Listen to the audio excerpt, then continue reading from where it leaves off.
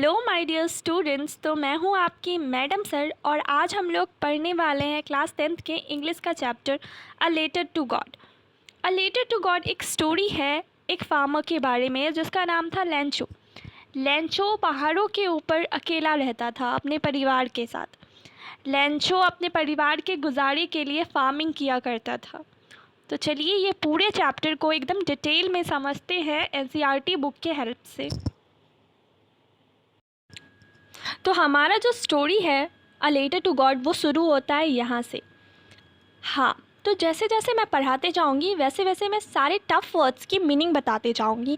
आप उन्हें लिखते जाना अपनी कॉपी में और रिमेंबर करते जाना, ठीक है। चलिए तो स्टार्ट करते हैं।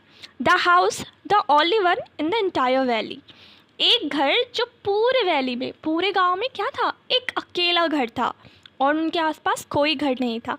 Set on the crest of a low hill, जो कहाँ पे बसा हुआ था, एक छोटे से पहाड़ के क्रेस्ट पे। क्रेस्ट मतलब टॉप पे। एक पहाड़ का जो टॉप का हिस्सा होता है, जो सबसे ऊंचाई वाला हिस्सा होता है, उसी को बोलते हैं क्रेस्ट। तो वो घर कहाँ पे बसा हुआ था, उस लो हिल के क्रेस्ट पे। From this height, one could see the river and the fields of ripe corn dotted with the flowers that always promised a good harvest.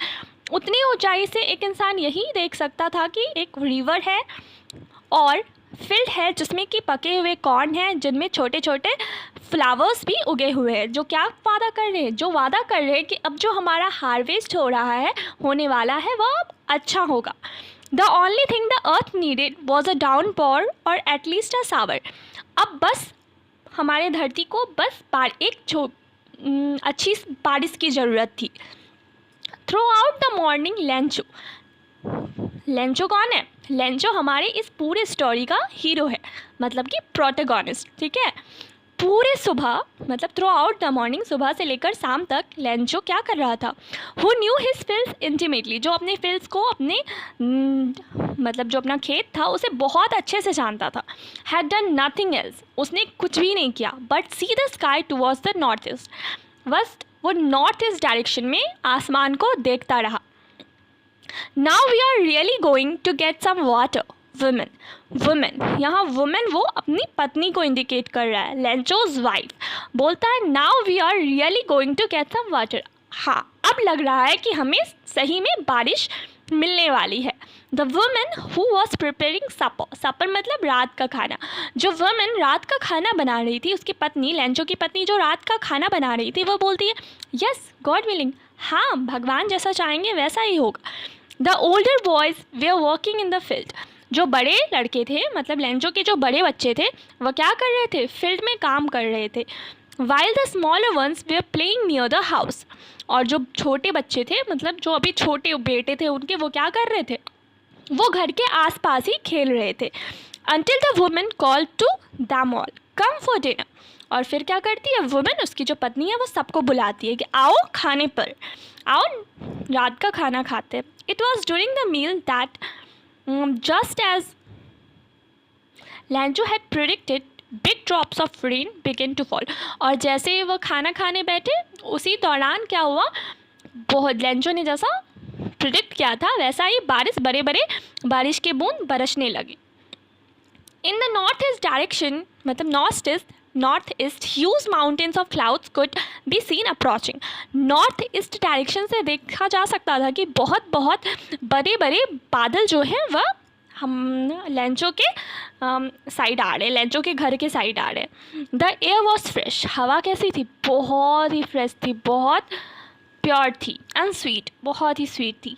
ऐसा जैसे हम लोग के घर में कभी कभी देखा है हमारे आसपास, मतलब हमारे एरिया में जब बारिश होता है तो जो इन्वायरमेंट होता है, जो हमारा सराउंडिंग होता है, जो एयर होता है, वो कितना फ्रेश फील होता है हमें, बिल्कुल डेट फीलिंग वैसा ही तभी लेंचो को आ रहा था। The man went out for no other reason than to have the pleasure of feeling the rain on his body. फिर क्या करता है? मैन मीन्स यहाँ मैन लेंचो को डिनोट किया जा रहा है। लेंचो घर से बाहर निकलता है कोई भी रीज़न से नहीं, बस इतना कि उसे उस बारिश के बूंदों को अपने बॉडी पर गिरता हुआ फील करना था। And when he return he exclaim, और जब वो उसे फील करके आता है घर अंदर, फिर वो बोलता है these aren't rain drops falling from the sky. ये बस बारिश की बूंदें नहीं है जो कि आसमान से बरस रहे हैं, दे आर न्यू कॉइन्स। ये हमारे लिए न्यू कॉइन्स मतलब नए पैसों की तरह है। The big drops are 10 cents pieces. जो बड़े बड़े बूंद हैं वो हमारे लिए 10 सेंट्स के बराबर हैं, और जो लिटिल वंस हैं वो हमारे लिए 5 सेंट्स के बराबर हैं। With a satisfied expression, he regarded the field of ripe corn with its flower wrapped in a curtain of rain. पूरे सेटिस्फाइड एक्सप्रेशन में वह क्या करता है, अपने फील्ड को रिगार्ड करता है जो कि पूरे राइप कॉर्न और उसके फ्लावर्स से भरा हुआ है। उसे बोलता है कि ये ऐसा लग रहा है जैसे कि ड्रैप मतलब कवर हो पूरी तरह से with a curtain of rain, बारिश की पर्दों से। But suddenly a strong wind began to blow. पर अचानक से क्या हुआ, एक बहुत तेज़ हवा चलने लगी। And along with the rain very large hail stones begin to fall. और बारिश के साथ साथ बहुत बड़े बड़े बर्फ़ के गोले गिरने लगे। These trolley resemble new silver coins. और ये क्या किसको रिसैम्बल कर रहा था, किसके जैसा लग रहा था, जैसे कि नए नए सिल्वर के कॉइन्स हो। The boys exposing themselves to rain. और लड़के क्या हुए, बारिश में बाहर निकले और बोलते हैं run out to collect the frozen pearls. और बारिश में बाहर निकले वो फ्रोज़न जो बर्फ़ के पर्ल्स थे, बर्फ़ के जो गोले थे, उन्हें कलेक्ट करने दौड़ के उन्हें कलेक्ट करने चले गए। It's really getting bad not. अब ये बहुत बहुत बुरा हो रहा था। Exclaim the man. Man means Lencho. Lencho ने कहा I hope it passes quickly. मैं आशा करता हूँ कि ये जल्दी से बीत जाए। बट वॉट, वो ऐसा सोच रहा था कि ये जो बहुत इतने भयंकर बारिश हो रहा है, बर्फ़ गिर रहे हैं, ये जल्दी से ये मौसम ख़त्म हो जाए। बट ऐसा नहीं हुआ। It did not pass quickly. ये जल्दी नहीं बीता। For an hour the hell rain on the house. पूरे 1 घंटे तक बारिश होता रहा, बर्फ़ गिरते रहे।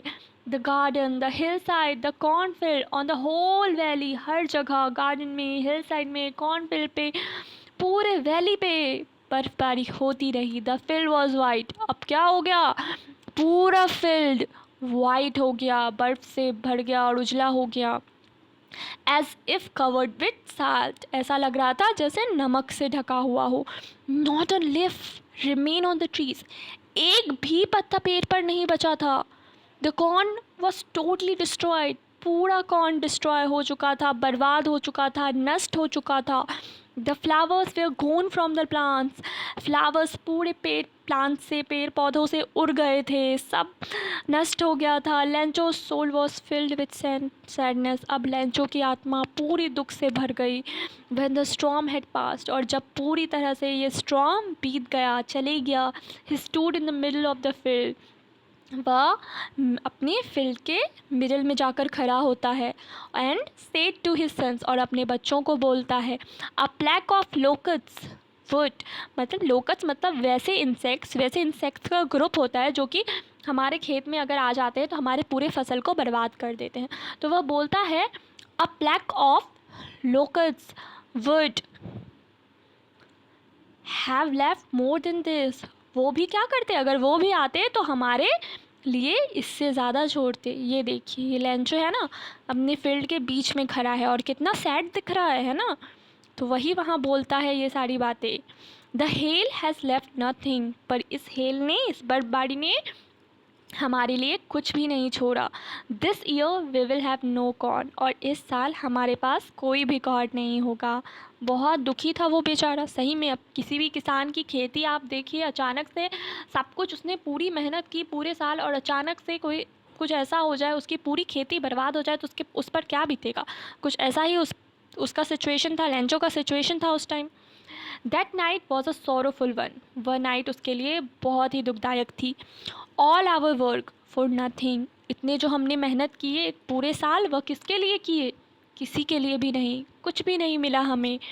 There is no one who can help us. अब कोई भी ऐसा नहीं है जो हमारी मदद कर सकता है। We will all go hungry this year. अब इस पूरे साल हम लोग क्या रहेंगे, भूखे रहेंगे। रहिए, अब देखिए कुछ ऑरल कॉम्प्रीहेंशन चेक है। इसका आंसर मैं यहाँ दे दूँगी, आप उसे पढ़ लेना और कर लेना। But in the hearts of all who lived in that solitary house in the middle of the valley, there was a single hope. पर जो उस पूरे गांव में, पूरे वैली में अकेला रहता था, आज उनके दिल में आज भी एक होप था, एक आशा थी. वो क्या थी? हेल्प फ्रॉम गॉड, भगवान से मदद की आशा. Don't be so upset even though this seems like a total loss. बोलता है कि ज़्यादा दुखी मत हो. हाँ, माना कि ऐसा लग रहा है कि अब हमारे पास कुछ भी नहीं बचा खुश होने के लिए, पर फिर भी मत दुखी हो. रिमेंबर, याद रखो, no one dies of hunger, कोई भी भूख से नहीं मरता.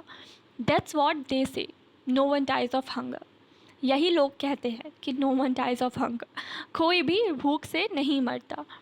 All through the night Lencho thought only of his one hope. पूरी रात लेंचो क्या सोचता रहा? बस एक ही आशा के बारे में, जो कि द हेल्प फ्रॉम गॉड, भगवान से मदद की आशा. Whose eyes as he had been instructed see everything even what is deep in one's conscience. Lencho was an ox of a man. Lencho क्या था? ऐसा था जैसे कि लग रहा था कि वो इंसानों का बैल हो. Working like an animal in the fields, वह अपने पूरे फील्ड्स में जानवर की तरह काम करता रहता था. But still he knew how to write, पर फिर भी उसे लिखना आता था. मतलब कि इसका मतलब ये है कि वो पूरा फील्ड में काम करता था, खेती करता था. इसका मतलब ये नहीं कि उसे पढ़ना लिखना नहीं आता था, उसे लिखना भी आता था. द फॉलोइंग संडे, अब जो अगला संडे आता है, एट डे ब्रेक, मतलब दिन की छुट्टी के टाइम में, जब दिन में वो ब्रेक लेता है, he began to write a letter which he himself could carry to town and place in the mail. वह क्या किया? एक लेटर लिखना शुरू किया, एक पत्र लिखना शुरू किया, जो वो खुद से टाउन तक ले गया और उसको मेल में डाला. It was nothing less than a letter to God. ये क्या था? एक भगवान के लिए लेटर जैसे हो वैसा ही था ये कुछ. द गॉड ही रॉट, उसने लिखा भगवान, if you don't help me, अगर तुम मेरी मदद नहीं करोगे, my family and I will go hungry this year. मेरा पूरा परिवार और मैं इस साल हंग्री मतलब भूखे रह जाएंगे. I need 100 pesos in order to sow my fields. मुझे 100 पैसों की ज़रूरत है. 100 पैसों, पैसों क्या है? जैसे कि हमारा करेंसी है, हमारे इंडिया का करेंसी है रुपी, वैसे ही पैसों करेंसी है लैटिन अमेरिका का. तो बोलता है आई नीड 100 पैसों, मुझे 100 पैसों की ज़रूरत है. In order to sow my field, अपने फील्ड को फिर से उपजाऊ बनाने के लिए. And to live until the crop comes, और पूरे साल को बिताने के लिए जब तक हमारा क्रॉप फिर से दोबारा नहीं आ जाता. बिकॉज द हेल स्टॉर्म, क्योंकि आप तो जानते हो इस हेल स्टॉर्म ने क्या किया है हमारे फील्ड के साथ. He wrote to God to the envelope, और इन्वेलप में उसने एड्रेस क्या लिखा? टू गॉड, मतलब गॉड का address. Put the letter inside and still trouble. Went to the town, फिर वो क्या किया? लेटर को अपने पास रखा और टाउन की तरफ चला गया. At the post office, post office में he place the stamp on the letter, उसने लेटर पे स्टाम्प चिपकाया, जो कि चिपकाना होता है जब भी आप कोई भी लेटर पोस्ट करने, मतलब पोस्ट ऑफिस में डालना होता है आपको, तो आपको एक स्टाम्प चिपकाना होता है. तो उसने वो स्टाम्प चिपकाया. And drop it into the mail box, और क्या किया? मेल बॉक्स में ड्रॉप कर दिया, डाल दिया. वन ऑफ द एम्प्लॉयज़, वहाँ का एक कर्मचारी, एम्प्लॉय मतलब कर्मचारी जो उस पोस्ट ऑफिस में काम करता है, हु वॉज अ पोस्टमैन, जो कि एक पोस्टमैन था. And also help at the post office, और कभी कभी वो पोस्ट ऑफिस में भी काम किया करता था, पोस्ट ऑफिस के काम में. When to his boss laughing heartily, और वो बहुत ज़ोर ज़ोर से हंसता हुआ अपने बॉस के पास गया. And showed him the letter to God, और वो जो भगवान के लिए लिखा हुआ लेटर था उसने अपने बॉस को दिखाया. बहुत हंसा. अब कोई भी सोचिए, आप ही सोचिए कि कोई इंसान भगवान को लेटर लिख रहा हो और आप उसे देखोगे तो आप भी हंसोगे ना, कि भगवान का कोई एड्रेस थोड़ी होता है कि कहाँ हम कौन से भगवान के पास ये ले जाएंगे. ठीक है. Never in his career as a postman had he known that address. उसने अपने पूरे करियर में, पूरा जो उसका करियर था पोस्टमैन का, पोस्टमैनशिप का, उसने कभी भी ऐसा कोई एड्रेस नहीं देखा था टू गॉड करके. द पोस्टमास्टर, अब जो पोस्टमास्टर कैसा था? अ फैट, एक मोटा सा, एमिएबल, एम्बियल मतलब बहुत ही फ्रेंडली, बहुत ही अच्छे नेचर का इंसान, फ्रेंडली नेचर का इंसान. वो पोस्टमास्टर एक बहुत ही फैट और एमिएबल फेलो था. ऑल्सो ब्रोक आउट लाफिंग, वो भी बहुत ज़ोर से हंसने लगा. बट ऑलमोस्ट इमिडिएटली, पर फिर तुरंत ही टर्न सीरियस, वह फिर से सीरियस हो गया and tapping the later on his desk, और क्या किया, उस लेटर को अपने डेस्क पर रख दिया. कमेंटेड व्हाट फेथ, फिर उसने कहा वाह क्या फेथ है यार, क्या विश्वास है. I wish I had a faith to the man who wrote this letter. Oh काश मेरे पास भी ऐसा ही फेथ होता, ऐसा ही विश्वास होता जो इस इंसान के पास है. Starting up a correspondence with God, जो कि भगवान पर है उसका. So in order not to shake the writer's faith in God, फिर उसे थोड़ी दया आने लगी, तो वो सोचने लगा कि नहीं यार, उस इंसान ने मतलब इतना भरोसा करके भगवान के लिए लेटर लिखा है भगवान तक पहुंचाने के लिए, तो उसका ना ये विश्वास टूटना नहीं चाहिए. The post master cam up with an idea, उसके पास एक आइडिया आया.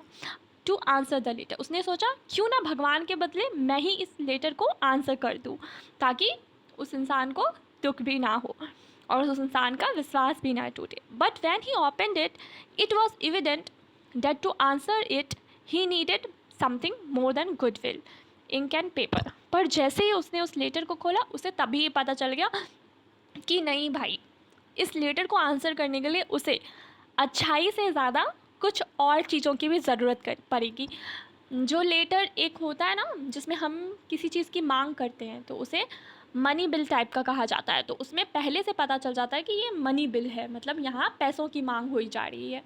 But he stuck to his resolution, पर अब तो उसने कसम खा लिया था कि हाँ वो उसकी मदद करेगा, तो वो अपने रिजोल्यूशन पे, अपने प्रॉमिस पे अटका रहा.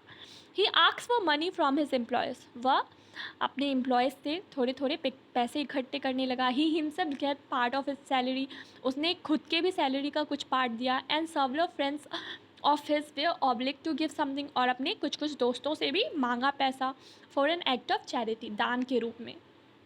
इट वॉज इम्पॉसिबल, पर फिर भी ये संभव नहीं हुआ. For him to gather together the 100 pesos, एक साथ इतने सारे 100 पैसोज को जमा करना उसके लिए इम्पॉसिबल हो गया. So he was able to send the farmer only a little more than half, तो उसने जो भी फार्मर ने जो भी डिमांड किया था उसका हाफ से थोड़ा ज़्यादा ही उसने वह कलेक्ट कर पाया, और उसी को उसने क्या किया, he put the money in a envelope, उतने पैसे को उसने इन्वेलप में डाल दिया. टू लेंचो, और एड्रेस में क्या लिखा, टू लेंचो, लेंचो के लिए. And with it a letter containing only a single word as a signature God, और उसमें क्या लिखा हुआ था लेटर में, सिग्नेचर किसका था, भगवान का, कि भगवान ने ये लेटर भेजा है लेंचो के लिए. फिर देखिए यहाँ एक ऑरल कम्प्रीहेंशन फिर से दिया हुआ है, उसे भी हम लोग कर लेंगे. मैं भी इसके आंसर्स को पोस्ट कर दूँगी, स्टोरी के साथ साथ आप लोग पढ़ लेना. The following Sunday Lencho cam up bit earlier, फिर जो अगला संडे था उसमें लेंचो और थोड़ा जल्दी आ गया. देन यूजुअल टू आस्क, मतलब जैसे वो पहले आता था उससे थोड़ा और जल्दी आ गया. If there was a letter for him, और उसे लग रहा था कि हाँ कोई ना कोई लेटर उसके लिए ज़रूर ही होगा. It was the postman himself who handed the letter to him, while the post master experiencing the contentment of a man who has perform a good deed looked on from his office. और ये वो वही postman था जो हंस रहा था, उसी ने क्या किया, ये लेटर को उस लेंचो उस मैन के हाथ में थमाया, उस लेंचो के हाथ में थमाया. और पोस्ट मास्टर क्या कर रहा था, वो अपने ऑफिस में बैठा हुआ था और देख रहा था. वैसा मतलब उस कोई भी इंसान जब कुछ अच्छा करता है तो आप उसकी फीलिंग समझ ही सकते हो. वो सोच रहा था कि इससे लेंचो कितना खुश होगा, वो इस चीज़ को फील करना चाहता था. सेटिस्फेक्शन उसका, वो अपने अच्छे काम का सेटिस्फेक्शन मतलब उससे सेटिस्फाई होना चाहता था. Lencho so not a slightest surprise, पर लेंचो ने कुछ भी सरप्राइज नहीं दिखाया जब उसने उस लेटर में उस मनी को देखा. On seeing the money, such was his confidence, क्या कॉन्फिडेंस था यार. मतलब उसने गॉड को लेटर लिखा और गॉड ने उसके लेटर का आंसर भी लिख दिया. मतलब उसने पैसे मांगे भगवान से और भगवान ने उसे पैसे भी दे दिया, फिर भी वो बिल्कुल भी सरप्राइज नहीं हुआ. मतलब गजब ही मतलब विश्वास था उसे. ऐसा लग रहा था कि नहीं नहीं मैंने लिखा है तो भगवान मुझे ज़रूर देंगे. वाह यार क्या कॉन्फिडेंस था. But he became angry when he counted the money, पर जैसे ही वह पैसे गिनने लगा वह गुस्सा हो गया, बहुत ही गुस्सा हो गया. God could not have made a mistake, भगवान से गलती नहीं हो सकती. Not could he have denied Lencho what he had requested, और ना ही वो मुझे मना कर सकता जितने पैसे मैंने भगवान से मांगा था. तो उसे ऐसा लगा नहीं नहीं भाई, भगवान ऐसी इतनी बड़ी गलती कैसे कर सकता है, और भगवान मेरी प्रॉब्लम तो जानता ही है, भगवान मुझे मना भी नहीं कर सकता है, तो ये भगवान की गलती तो नहीं ही है। Immediately Lencho went up to the window to ask for paper and ink, और फिर तुरंत ही क्या हुआ, वो पैसा गिनते ही वो जा कर के फिर से खिड़की के पास गया और एक पेपर और इंक मांगता है। On the public writing table, और जहाँ पे सब लिखते हैं, पब्लिक वगैरह लेटर लिखते हैं, वहीं पे वो गया। ही स्टार्टेड टू राइट, उसने लिखना शुरू किया। With much wrinkling on his eyebrow, मतलब व्रिंकिंग मतलब एकदम गुस्से से उसका आईब्रो चढ़ा हुआ था और वो लिख रहा था। Caused by the effort he had to make to express his ideas, क्योंकि उसे बहुत ज़्यादा मतलब वो बहुत गुस्से में था और उसे लिखना कुछ गुस्से वाला लेटर लिख रहा था, तो उसका फेस पे एक्सप्रेशन दिख रहा था। When he finished, he went to the window to buy a stamp, और जब उसने लेटर लिखना फिनिश कर दिया तो वो कहाँ गया, वह गया विंडो पर स्टाम्प लेने के लिए। He licked, which he licked, उसने अपनी जीभ से उसे लिक किया, and then affixed to the envelope, और उसको क्या किया, फिर से इन्वेलप में फिक्स कर दिया। हम लोग ऐसा ही करते थे ना, मतलब जब भी हम पहले लेटर लिखते थे तो उसमें जो स्टाम्प चिपकाना होता था, हम उसे जीभ से थोड़ा सा लिक करते थे ताकि उसमें वो एक ग्लू का काम करे, और उसे क्या करते थे, चिपका देते थे। चलिए यहाँ से, the moment the letter fell into the mail box the post master went to open it, और जैसे ही उसने उस लेटर को उसमें मेल बॉक्स में डाल दिया, पोस्ट मास्टर तुरंत ही गया उसको खोल के देखने के लिए। इट सेड, उस लेटर में लिखा हुआ था, God of the money that I asked for, भगवान मैंने जितना मनी आपसे मांगा था, ओनली 70 पैसोज रिस्ट मी, उसमें से बस 70 पैसोज ही मेरे पास पहुँचे। सेंड मी द रेस्ट, बचे खुचे मुझे भेजो, since I need it very much, मुझे इसकी बहुत ज़्यादा ज़रूरत थी। But don't send it to me through the mail, पर अब जो भेजना उसे मेल के थ्रू मत भेजना, मतलब पोस्ट ऑफिस में मेल बॉक्स के थ्रू मत भेजना। क्यों? Because the post office employees are a bunch of crooks, क्योंकि यहाँ जो पोस्ट ऑफिस के एम्प्लॉयज़ हैं वो बहुत ही क्रूक हैं। मतलब उसने ऐसा क्या बोला, क्रूक मतलब उसने उन्हें इसलिए इंडिकेट किया, उसे लग रहा था कि नहीं भगवान से तो गलती नहीं हो सकती, ये जो भगवान ने 100 पैसों से भेजे होंगे, लेकिन पोस्ट ऑफिस के एम्प्लॉयज़ जो थे उसने 30 पैसे निकाल लिए उसमें से।